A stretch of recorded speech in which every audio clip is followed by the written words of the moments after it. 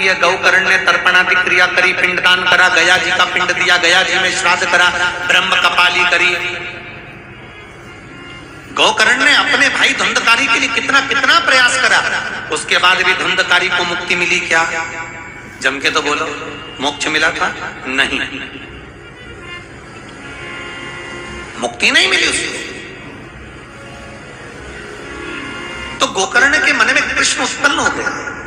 गोकर्ण ने कहा, मैंने इसके लिए पिंडदान करा, मैंने इसके लिए तर्पण करा, मैंने इसके लिए तिलांजलि दी, मैंने इसके लिए सारा गया जी में जाकर पिंड दिया, मैंने ब्रह्म कपाली भी इसके लिए करी, फिर इसकी मुक्ति क्यों नहीं हुई?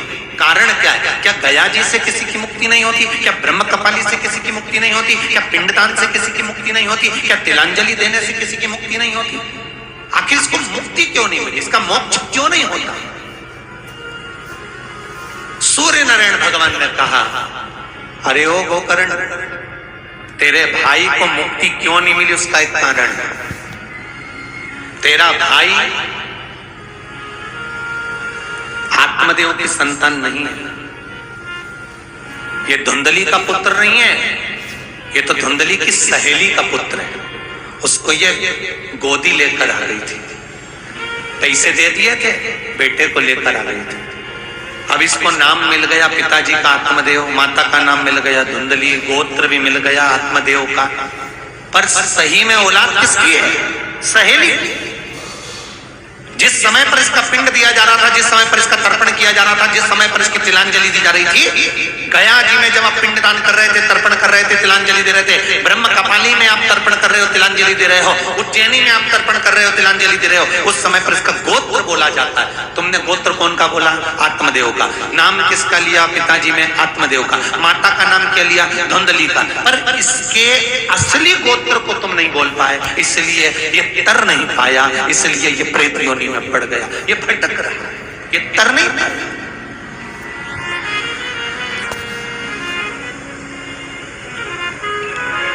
गोत्र का होना जरूरी है, और जिस व्यक्ति को गोत्र मालूम नहीं है उसको शंकर का नाम ले लेना चाहिए।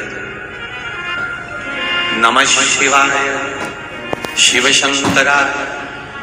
अब शिव का नाम श्री शिवाय नमस्तुभ्यं, श्री शिवाय नमस्तुभ्यं।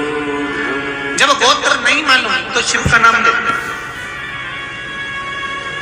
मेरी माताओं से दो चीजें कहना चाहूंगा, पुरुषों से भी कहना चाहूंगा कि दो बातें अपनी जिंदगी में उतार कर रखना। जिंदगी में कभी धोखा नहीं खा सकते अगर दो चीजें आपने अपनी जिंदगी में उतार ली। एक,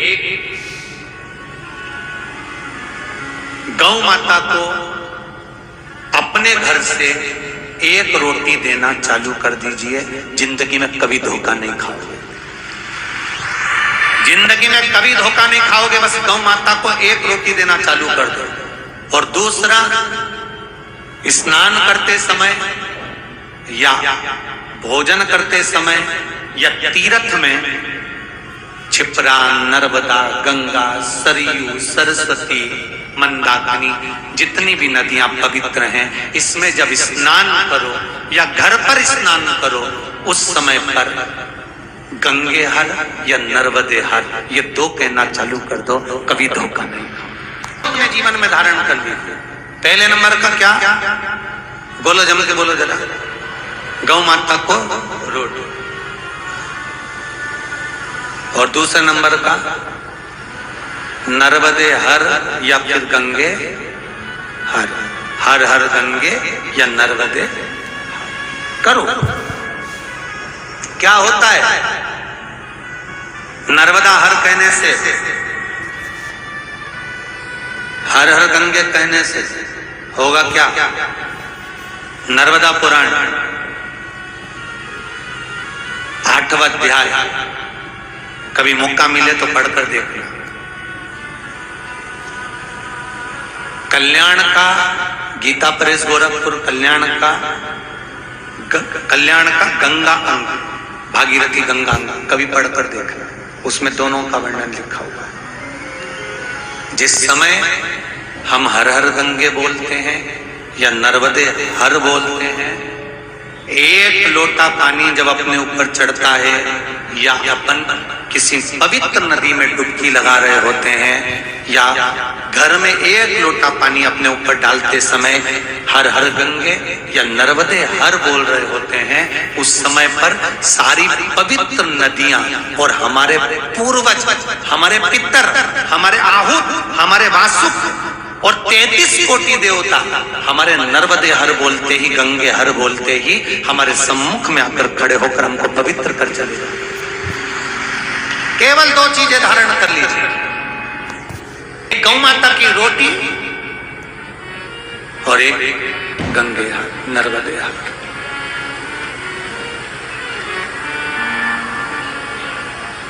और महाराज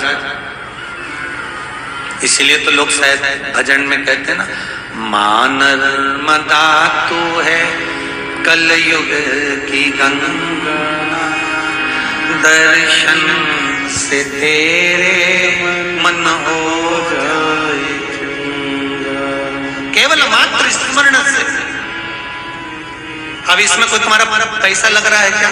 जम के बोलो, कोई पूंजी लगी तुम्हारी? नर्मदे हर कहने में या गंगे हर कहने में या हर हर गंगे कहने में कोई पूंजी लग रही है आपको?